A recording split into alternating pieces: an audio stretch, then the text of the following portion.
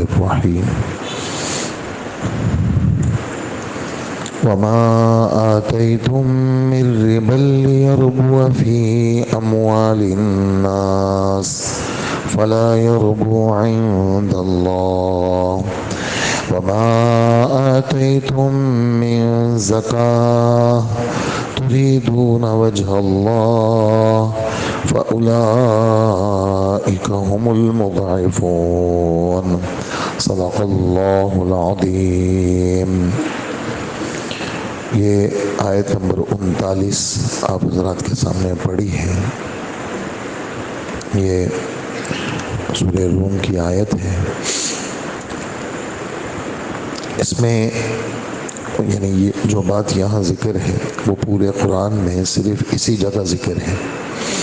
بہت ساری باتیں ایسی ہوتی ہیں جو تکرار کے ساتھ جگہ جگہ ذکر کی جاتی ہیں، اور بہت ساری باتیں ایسی ہوتی ہیں جو ایک ہی جگہ ذکر کی جاتی ہیں۔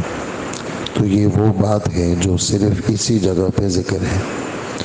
گزشتہ کل آخری آیت میں اللہ کے نام پہ خرچ کرنے کی ہدایات تھی، خاص کر رشتہ داروں کا اس کا حق، غریبوں فقیروں کو دینا، مسافروں کو دینا، لوگوں کو ڈھونڈ کر تلاش کر کے لوگوں تک ان کے حقوق پہنچانا۔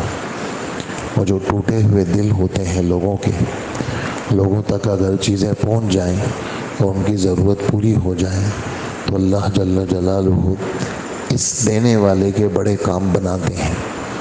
اور اس میں ترغیب اسی بات کی ہے کہ نہ کوئی نام نمود ہو، کسی قسم کی کوئی بھی چیز سامنے نہ ہو، صرف اللہ کی رضا ہو۔ یہ گزشتہ کل آخری آیت میں یہ بات تھی۔ آج کی جو بات ہے، جیسا میں نے عرض کیا آپ سے کہ صرف یہیں پر ہے، باقی پورے قرآن میں ایک جگہ ہے اشارہ چھوٹا سا، سورہ مدثر میں۔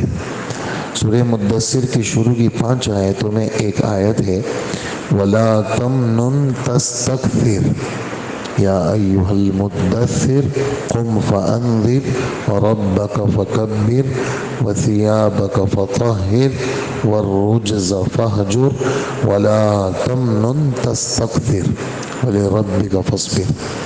اس چھوٹے سے ٹکڑے میں یہ والی ہدایات ہیں کہ کسی کے اوپر احسان اس نیت سے مت کرنا کہ اس سے زیادہ کے طالب بنو۔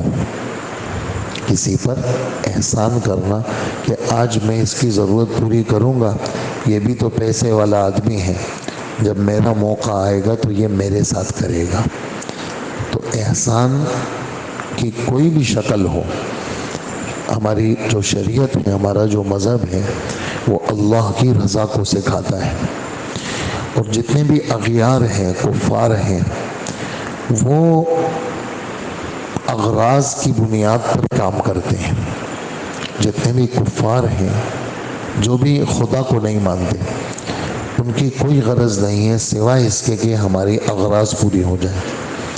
اور مسلمان کی ایک ہی غرض ہے کہ میرا رب خوش ہو جائے، میرا رب راضی ہو جائے۔ مسلمان اسی نیت سے سارے کام کرتا ہے۔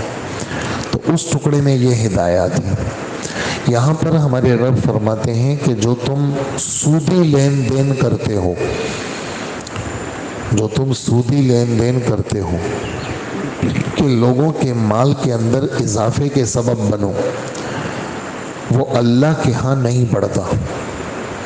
سودی لین دین کرتے ہو، لوگوں کے مال میں اضافے کا سبب بنتے ہو، وہ اللہ کے ہاں نہیں بڑھتا۔ یہ اس کا لفظی ترجمہ ہے۔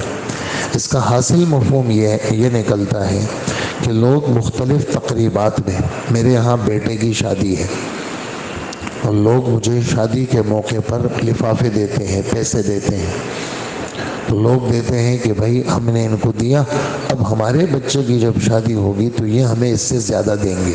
وہ لوگ دیتے بھی ہیں اس طرح، لفافوں پہ نام بھی لکھتے ہیں۔ گھر والے وہ ناموں کو کھولتے ہیں اور پھر اپنے پاس فہرست بناتے ہیں، کاپیوں پہ لکھتے ہیں فلانے عبداللہ نے کتنے پیسے دیے تھے، عبداللہ نے 5000 روپے دیے تھے، اب ہم جب عبداللہ کے ہاں شادی ہوگی تو ہم 7000 روپے دیں گے، 6000 روپے دیں گے، 10000 روپے دیں گے۔ تو اس طرح اس کو اردو کے اندر نیوتا کہتے ہیں۔ حضرت مفتی شفیع صاحب نے تو نوتا لکھا ہے، اردو میں نیوتا کہتے ہیں اس کو، نیوتا کی رسم، کہ بھائی ہماری تقریبات میں، ہمارے عقیقے میں، ہمارے بچے کی ولادت میں، ہماری بیٹی کی شادی میں، ہمارے گھر میں شادی ہے، ہمارے گھر میں خوشی ہے، لوگ ہمیں پیسے دیتے ہیں، لوگ ہمیں چیزیں دیتے ہیں، لوگ ہمیں فرنیچر دیتے ہیں، لوگ ہمیں واشنگ مشین دیتے ہیں، کوئی ہمیں فریج دیتا ہے، کوئی ہمیں کیا دیتا ہے، مختلف رشتہ دار اپنے اپنے ذمے چیزیں لے لیتے ہیں، پھر اس کے بعد جب ان کے ہاں معاملہ ہوتا ہے ہم ان کے ساتھ اس سے زیادہ کرتے ہیں۔ تو اللہ جل جلالہ فرماتے ہیں یہ جو تم کرتے ہو اس کو اللہ پاک نے ربا کہا۔ ربا سود کو کہتے ہیں۔ ربا کس کو کہتے ہیں؟ اگرچہ یہ سودی شکل نہیں ہے لیکن اس کی برائی کی طرف اشارہ کرنے کے لیے اللہ نے اس کو ربا کہا۔ اس لیے اس رسم بد سے جس میں اللہ جل جلالہ کے دربار میں کوئی چیز بڑھتی نہیں ہے، اس کو ہمارے رب نے ربا سے تعبیر کیا۔ جیسے کہ حقیقی سودی لین دین میں کہ ادھار پیسے دے دیے 1,00,000 روپے، اب اس سے کیا کرنا، یعنی کہنا ہے کہ بھی تم مجھے اگر دو گے یکمشت دو گے تو 1,10,000 روپے میں لوں گا، اور اگر میرے وقت پہ پیسے نہیں دیے تو اتنا اتنا تم پہ سود لگے گا۔ اور آج بھی لوگ موجود ہیں اور کرتے ہیں، باقاعدہ ان کی دکانیں ہیں، باقاعدہ ان کا کاروبار ہے، وہ اسی چیز کو رواج دیتے ہیں، جبکہ ہمارے رب نے ایسی چیز کو صریح حرام کہا ہے۔ اور یہ والی بات فرمائی ہے کہ گنتی کے اندر پیسے تو بڑھ جائیں گے، گنتی میں پیسے بڑھ جائیں گے، لیکن اللہ کے رسول فرماتے ہیں کہ سودی پیسے جتنے بھی بڑھ جائیں اس کا انجام فقیری ہے۔ یہ حدیث ہے، سودی پیسے جتنے بڑھ جائیں اس کا انجام فقیری ہے۔ اور قرآن پاک کی آیت یہ ہے کہ سودی لین دین والا وہ جب قبر سے اٹھے گا تو ایسا ہوگا جیسے پاگل، جیسے دنیا میں جس کو جن لپٹ جاتے ہیں اس کے ہوش و حواس گم ہو جاتے ہیں، ایسے ہی سودی لین دین والے کے ہوش و حواس نہیں ہوں گے، اور سودی لین دین والا کبھی خوش نہیں ہوگا۔ پیسے اس کے بعد بہت ہوں گے لیکن اللہ پاک اس سے سکون کو چھین لیتے ہیں۔ سکون تو اللہ نے حلال میں رکھا ہے، اور سکون تو اللہ نے خرچ کے اندر رکھا ہے۔ جتنا آدمی حلال والا ہو اور خرچ والا ہو اس کو اللہ سکون دیتے ہیں۔ خیر، یہ اپنی جگہ پہ ایک موضوع ہے۔ یہاں اس ٹکڑے میں یہ والی بات ہے، جو تم سودی لین دین کرتے ہو تاکہ لوگوں کے پیسے بڑھ جائیں اور پھر وہ ہماری تقریب میں ہمیں دیں، تو وہ اللہ کے ہاں اس کی کوئی حیثیت نہیں ہے۔ اچھا، یہ اللہ کے ہاں کس چیز کی حیثیت ہے؟ کہ اللہ کے ہاں زکوٰۃ کی حیثیت ہے، اللہ کے ہاں صدقات خیرات کی حیثیت ہے۔ زکوٰۃ مستحقین کا حق ہے، صدقے کے اندر مستحق کا ہونا ضروری نہیں، اور ہدیہ اور تحفے کے اندر فقیر کا ہونا بھی ضروری نہیں۔ ہدیہ اور تحفہ اپنے دوستوں کو بھی دے سکتے ہیں۔ کہا کہ جو لوگ زکوٰۃ، خیرات اور ہدایہ اور صدقہ یہ دیتے ہیں، یہ بہرحال کیا ہے، ایسے لوگ اپنے مالوں کو دگنا تگنا چگنا کرنے والے ہیں، اور ایسے لوگوں کی چیزوں کو ہم بڑا چڑھا کر کے دیں گے۔ وجہ اس لیے کہ زکوٰۃ میں خالص غرض اللہ کو خوش کرنا ہے، اور زکوٰۃ کا لفظی ترجمہ کیا ہے؟ پاک کرنا۔ کوئی آپ سے پوچھے زکوٰۃ کا ترجمہ کیا ہے تو آپ کہیں گے پاک کرنا۔ اور زکوٰۃ کو زکوٰۃ کیوں کہتے ہیں؟ کہا کہ زکوٰۃ مال کو میل کچیل سے پاک کرتی ہے۔ اور زکوٰۃ کو زکوٰۃ کیوں کہتے ہیں؟ کہا جی زکوٰۃ انسان کے اندر سے کنجوسی کو ختم کرتی ہے، کنجوسی کا جو میل کچیل ہے وہ پاک کرتی ہے۔ زکوٰۃ کو زکوٰۃ کیوں کہتے ہیں؟ زکوٰۃ انسان کے اندر کو گندی بخل ہے اور گندی جو چیزیں ہیں جو انسان کے اندر امراض لگ جاتے ہیں، زکوٰۃ کی وجہ سے اللہ پاک وہ امراض ختم کرتے ہیں۔ اور یہ فائدہ تو بالکل نقد ہے کہ اللہ پاک مال کے اندر کیا کرتے ہیں؟ برکت دیتے ہیں۔ یہ تھا ہمارا آج کی اس ایک آیت کا خلاصہ۔ ذرا ترجمہ سن لیجئے۔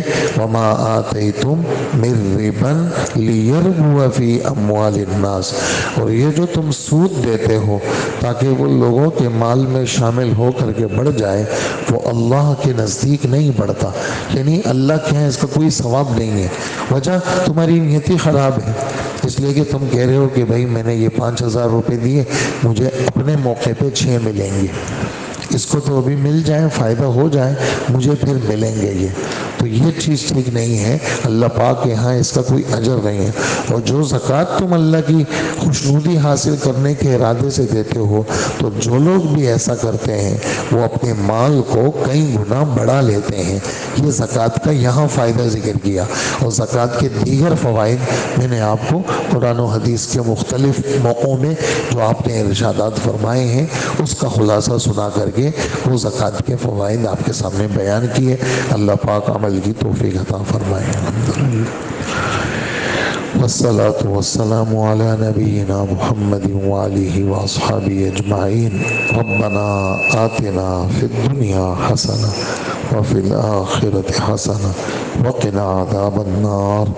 اے اللہ ہمارے گناہوں کو معاف فرما، ہماری مغفرت فرما، آج کے دن کے سارے کام آسان فرما، قدم قدم پہ ہماری مدد فرما، اور فتنوں سے ہماری حفاظت فرما، اور عافیت نصیب فرما، اور کسی کا ہمیں محتاج نہ بنا، اپنے در کا محتاج بنا، ہر غم ہر شر سے محفوظ فرما، ہمارے حال پہ رحم فرما۔ وصلی اللہ وسلم علی نبینا محمد وآلہ واصحابہ اجمعین، آمین برحمتک یا رب۔